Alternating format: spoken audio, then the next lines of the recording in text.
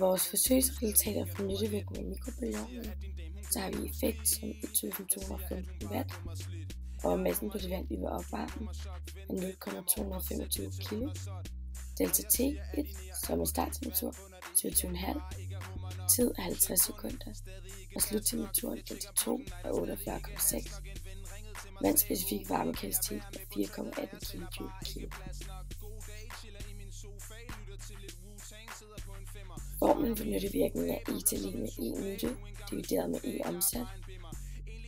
Og for at regne det ud, bruger vi formlen masse gange vandspecifik varmekapacitet gange delta T divideret med effekt gange tid.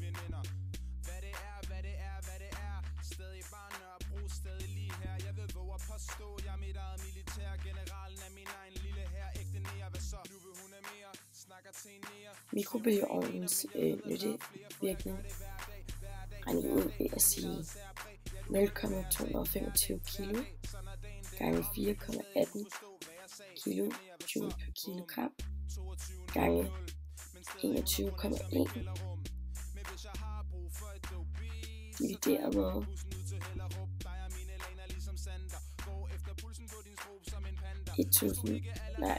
1,215 kJ per sekund gange 50 sekunder.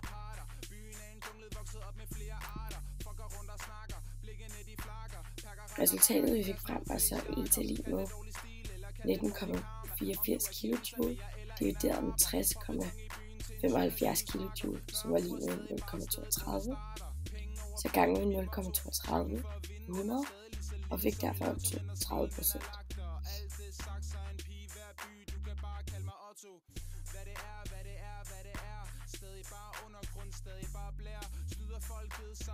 Nyttevirkningen af mikrobølgeovnen er derfor 32%.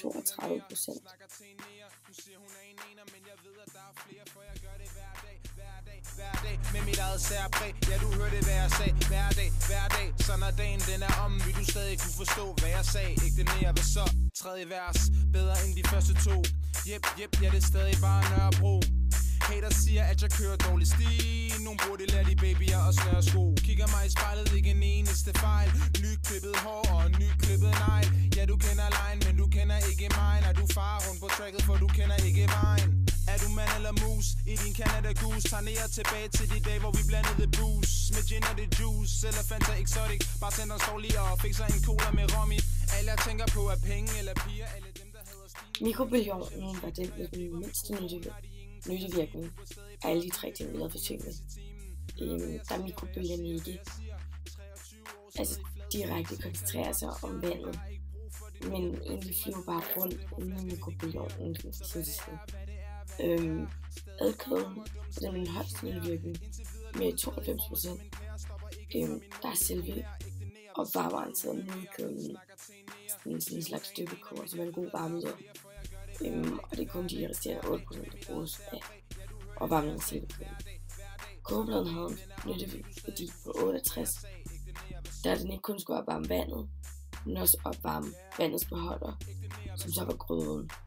Så først så skulle den opvarme gryden, for at vandet kunne opvarmes. Vores forsøg gik overordnet som det skulle. Så vores største fejlkilde kunne være, at vi måske ikke fik målt ordentligt de forskellige, altså hvad effekten var på de forskellige ting, vi brugte.